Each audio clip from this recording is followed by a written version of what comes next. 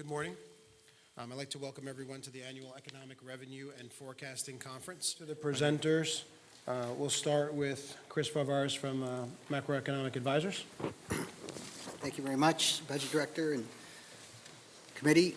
Very happy to be here again. Thank you for inviting me. I'm happy to be part of this process. Let me just very quickly set what I think is a fairly consensus view of the forecast. As was mentioned, growth the last few years has averaged 2.1%, and that's essentially our forecast for the next 3 years, 2.1% growth measured fourth quarter over fourth quarter. This is modestly above the potential growth rate in the economy, which we would put in a range of 1.5 to 1 3/4.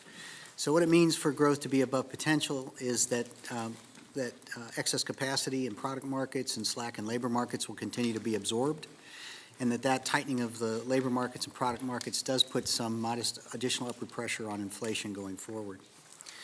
The growth of demand in the economy that drives production in the short run is being helped by a little bit by fiscal stimulus that was already in the pipeline, and it could be helped additionally by some additional fiscal stimulus that we might see out of the Trump administration, but that is by no means certain.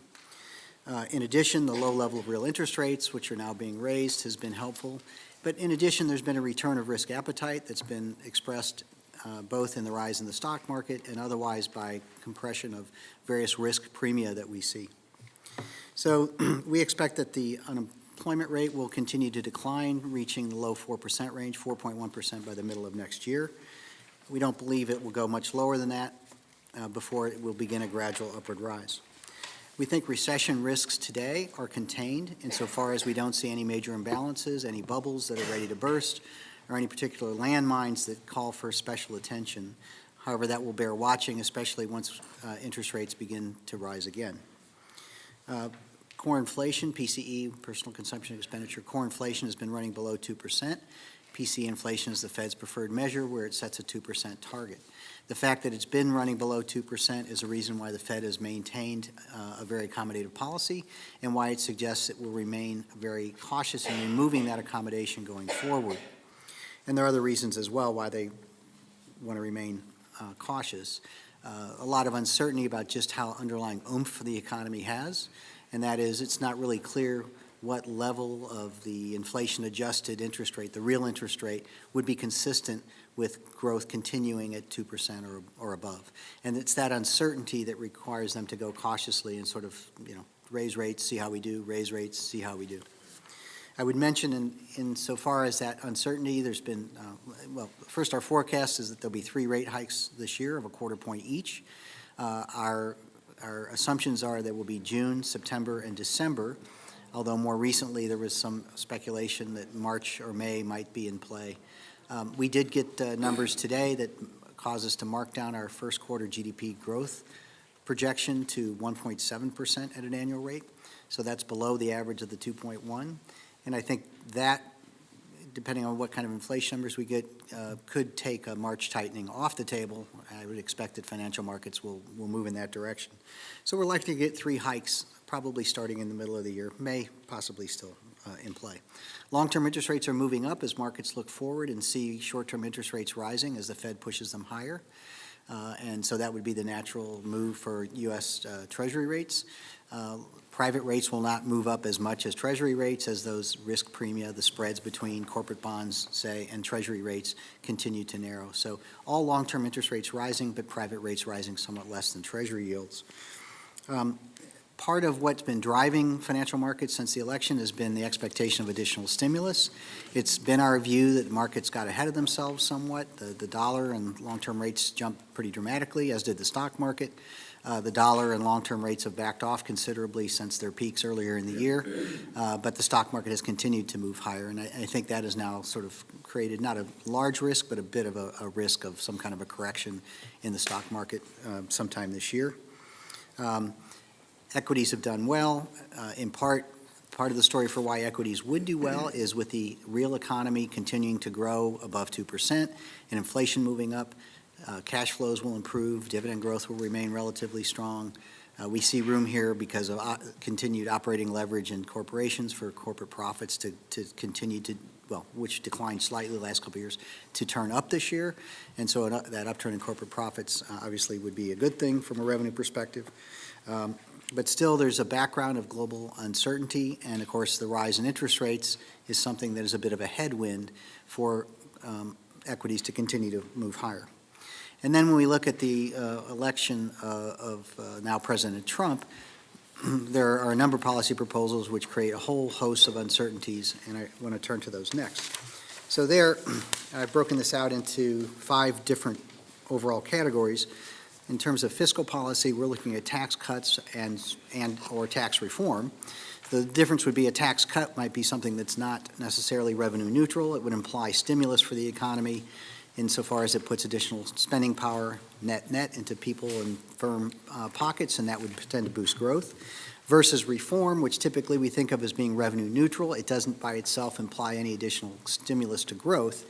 But the devil is in the details there, and it was mentioned, for example, with the capital gains tax reduction, perhaps retroactive, perhaps not. It could be that people are delaying triggering capital gains in order to wait until they get the lower tax rate that has been floated. In addition, we certainly have to worry about any changes in a tax reform environment to the deductibility of state taxes, which could have a big impact, as well as the proposal to dramatically increase the standard exemption, which would then reduce the marginal impact of the home interest deduction in the decisions of the cost of housing at the margin. And so those are issues that I think that bear close watching. We've had a proposal for higher defense spending and for an infrastructure program. I want to say something, just make a point which I think is very much underappreciated. Everyone's focused on the stimulus that would come out of some kind of fiscal stimulus program, but how it is done really matters. If the pay-go rules in Congress are adhered to so that there can be no net increase in the deficit projection over the first 10 years, then any tax cuts have to be paid for either through some other tax or fee increases or through spending cuts. And as we know, dollar for dollar, the impact of a tax cut impact on the economy is less than the impact of a spending cut on the economy. So the tax cut would stimulate the economy by X. The spending cut would be a drag on the economy by X plus delta. Okay, so if it's a balanced budget change on net, it is not stimulative. It actually imparts drag to the economy. So that is a risk which I think is generally underappreciated.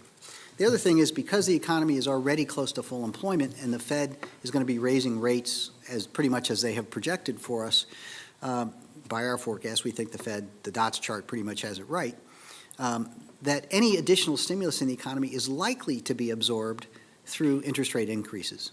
That is, the Fed does not, the economy does not have that much additional room to run, so fiscal stimulus at the federal level is likely to be largely blunted by faster than otherwise rate increases out of the Federal Reserve. And so that's another factor that we need to think about whether the stimulus that we might get out of the federal government will actually flow through to overall GDP growth.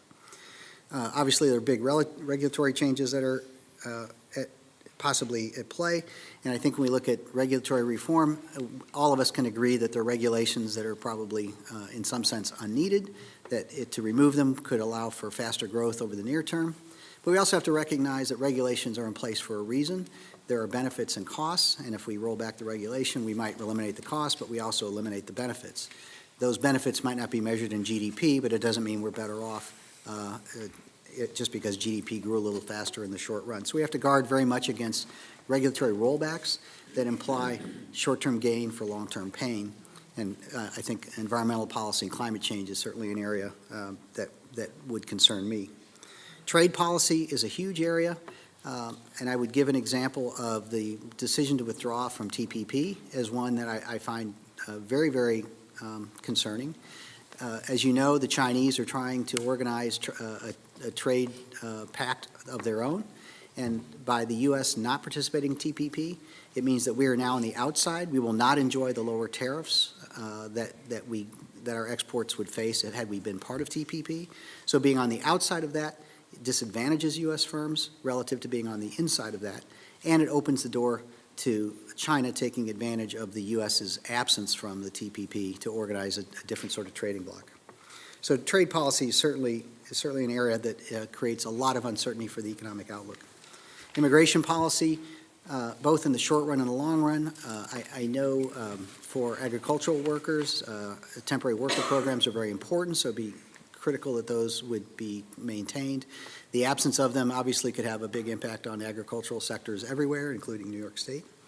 And then, of course, monetary policy, there's 7 appointments that President Trump will have over the next couple of years to the FOMC, including the chair and the vice chair in the relative near future.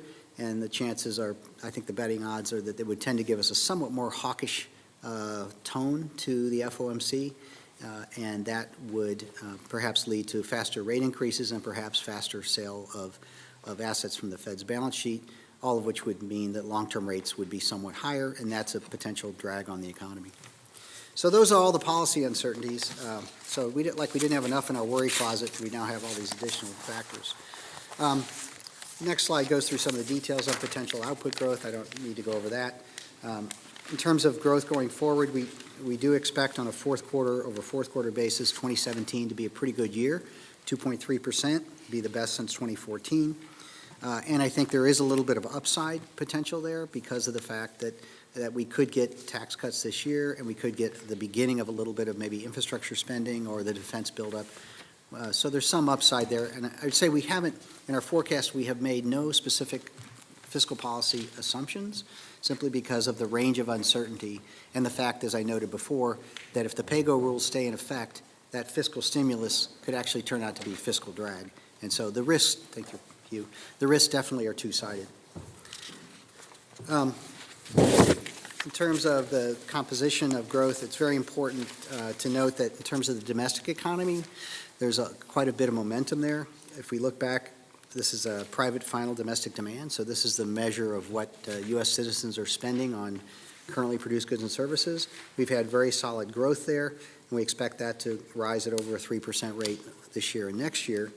The bad news is that because of the recent strong rise in the dollar, that net exports will be somewhat disadvantaged, and that net exports declines will subtract something in the order of 0.5 percentage point from GDP growth over the next few years. So that's a challenge that the domestic economy needs to overcome. Inflation, as I said, has been running below 2%. We expect it to creep higher. Energy prices, oil prices are in the mid-50s, and futures markets are not looking to too much of an increase there. So we're not going to get much positive increase to inflation out of commodity prices, although we might get some. Let me look ahead to the impact of just the base case for fiscal policy. This would be on slide 8.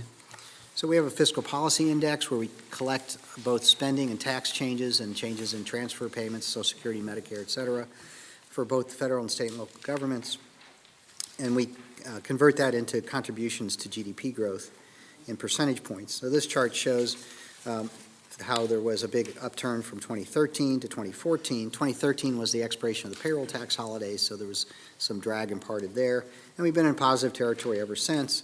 And the growth here is both contributed by growth in state spending, federal government spending, as well as the growth in transfer payments that is now picking up because of the aging of the population and the leading edge of the baby boomers heading off into retirement. So there is a little bit of a fiscal boost there helping the economy, and we expect and so that's our base case, and that does help to keep growth going. Slide 9 illustrates, as I mentioned before, that the decline in risk premia reflect an increased a return of risk appetite. And risk appetite is not only important for valuation of financial market assets, but risk appetite more broadly is an important ingredient in economic growth because it can lead decision makers at firms to make those decisions to invest, create new divisions, hire more people. So risk appetite, animal spirits, improved confidence, all of that is really important. And if there is an upside risk to our forecast, I would say among business leaders, I think certainly transitioning from a Democratic president that was viewed as unfriendly to business to a Republican president who is viewed to be very favorable to business has led to a shift in sentiment among business leaders.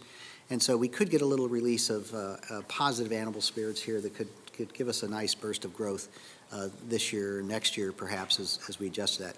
If we look, for example, at the National Federation of Independent Businesses, that confidence survey is now off the charts. It's how somehow suddenly things are going to change pretty dramatically. To some extent, I think expectations are running well ahead of reality, but still, I think there's an opportunity there to get some positive burst in the short run. Let me jump ahead to the labor market, slide 11. So here you can see the unemployment path. We've come down quite dramatically since the peak near 10% during the recession, or in the aftermath of the recession. We're now below 5%, and we expect to transition to the low 4% range. Key in that will be continuing strong job gains, although, in fact, they are somewhat down from what they were a couple of years ago. For 2017, we're looking for average monthly gains of around 200,000 for non-farm payrolls, and that would gradually wane as we go forward and the expansion does slow, but also as we expect productivity growth, which has been exceptionally weak, to begin to move towards its historical norm. So we'd be producing the same growth of output with somewhat less growth in employment if productivity picks up. So that's part of the slowdown in employment. The labor force participation rate, of course, fell sharply, 3 whole percentage points from before the recession to the end of 2013. About half of that was driven by normal demographics, population aging. The other half was cyclical in nature, and there's a little bit of that cyclical piece still left, and we think that as the economy continues to do well, that cyclical component on labor force participation will continue to wane and allows the participation rate to move sideways or upward slightly before it meets that inexorable downward trend in the aggregate participation rate. So by the time we get to 2019, we'd expect the part rate to be about where we are today, but then begin to resume a fairly strong downward trend that will be a factor that from that point on will slow the rate of growth of potential output for a bit. In terms of inflation, and we talk about wage change, this is important, obviously, to personal income tax, or personal income and growth in personal income tax. This is a measure of hourly compensation in the non-farm business sector on slide 12. The trend there is a little bit hard to discern, so we put a moving average. It did trough around 2% in the aftermath of the early aftermath of the recession and began to move up. It's now, recently the trend has been around 3%. And we think over the next couple of years it'll move up to about 3.5%. So a little bit of firming in average wage growth will pass through into overall wage and salary growth. And so in our forecast table at the back, you do see that we do expect wage and salary income to grow more strongly and overall personal income to grow as well as dividend and interest income also pick up. That upward boost to labor costs will help to put a little bit upward pressure on inflation if you look at slide 13. The blue mountain there is the measure of labor market slack. That's fully dissipated, but inflation continues to run below the Fed's 2% target. We expect that inflation expectations were a very, very important determinant of where inflation will be, have been well anchored by the measure we use around 2%. And it continues to serve as a sort of anchor for inflation, putting some upward pressure on inflation. The strong rise in the dollar and the prior plunge in energy prices has put some downward pressure on inflation in the near term because the rise in the dollar depresses import prices. The decline in energy prices passes through even into core prices. As those effects wane, that will allow overall inflation and core inflation to move up towards the Fed's 2% target. We did get a fairly big rise in the core PCE measure this month. But there is a statistical regularity for inflation to run a little bit above trend early in the year, so we call that residual seasonality, and we're not too worried about it for now. So interest rate path is shown on slide 14. As I said, we expect 3 tightenings this year and 3 tightenings next year.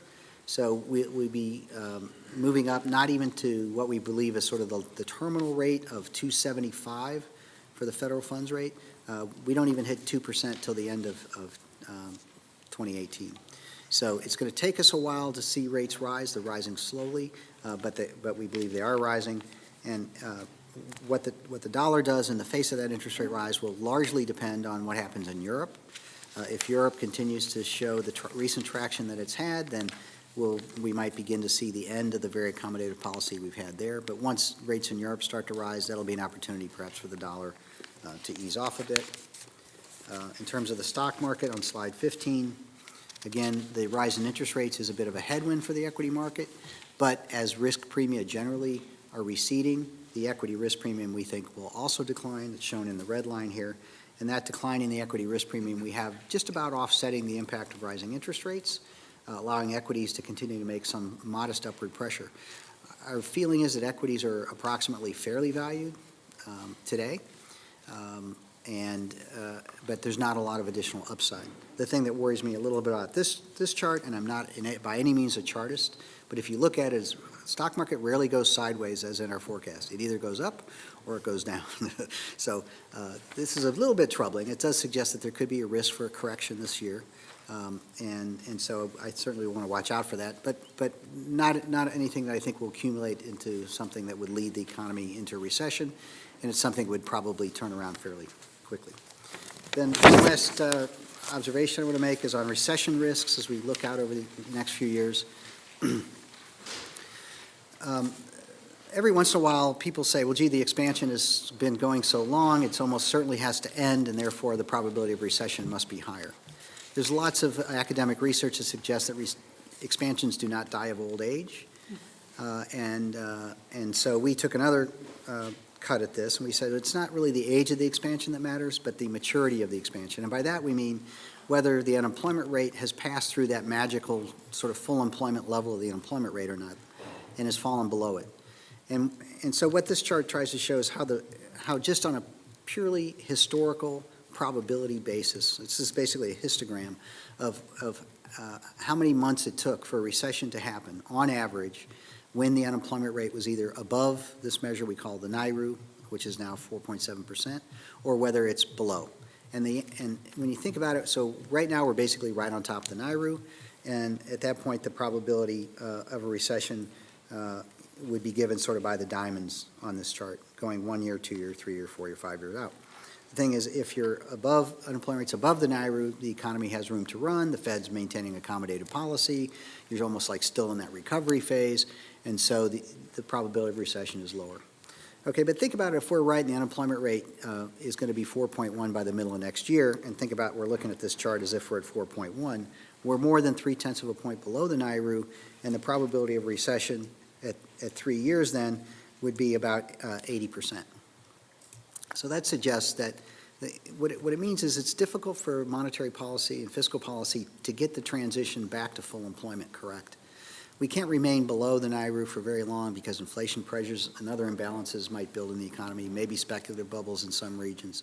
So we have to make that transition. It's really hard to make the transition. We've never done it successfully, to go from that far below the NAIRU back to full employment without somehow tipping the economy into recession. So it does suggest that while recession risks right now are well contained, that balance could change considerably if our forecast is right in a year or two. And so I'll leave it there. Thank you, Chris.